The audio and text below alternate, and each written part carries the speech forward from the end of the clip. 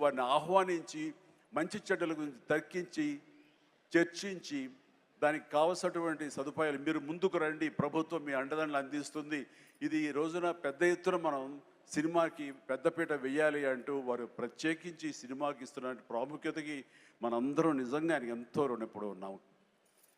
ఎందుకంటే దీని యొక్క ఆంతర్యం, దీని యొక్క విలువ గ్రహించారు కాబట్టి కేంద్ర ప్రభుత్వం కూడా వేవ్స్ అని మన సాఫ్ట్ పవర్ని ప్రపంచ దేశాలకి తెలియచెప్పాలంటూ మన కల్చర్ కానివ్వండి, మన హెరిటేజ్ కానివ్వండి, మన సినిమా కానివ్వండి, మన క్రీడ కానివ్వండి, మన గ్రామీణకు సంబంధించినటువంటి ఆ వాతావరణం కానివ్వండి, మన ఆహారపు అలవాట్లు కానివ్వండి, ఇవన్నీ కూడా ప్రపంచ దేశాలకి తెలియజేస్తే కనుక దాని ఇంపాక్ట్ అంతా ఇంత ఉంటుంది. వాళ్ళని ఆకర్షించుకోగలిగితే కనుక ఆ రిజల్ట్ వేరు.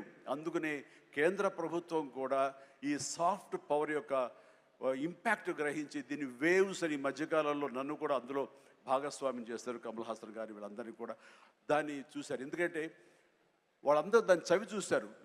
కే పాప్ అని ఒక కొరియాకు సంబంధించి, దక్షిణ కొరియాకు సంబంధించినటువంటి ఒక కే పాప్ కానీ, కే సినిమా కానీ, అలాగే జపాన్కి సంబంధించిన యానిమే కానీ, ఇవన్నీ కూడా వాళ్ళ యొక్క కంట్రీ ఎకానమీని ఇంపాక్ట్ చేసి దానికి ఎంతో తోడ్పాటు అందించింది. వాళ్ళ జీడిపి పెరిగింది. కాబట్టి ఇది చాలా తేలిగ్గా సినిమా కదా, ఏముందిలే ఇందులో అనేలాగా తేలిగ్గా తీసుకోకుండా దీని యొక్క ప్రభావంతో మన రాష్ట్ర ఎకానమీ కూడా పెంచుకోవచ్చు.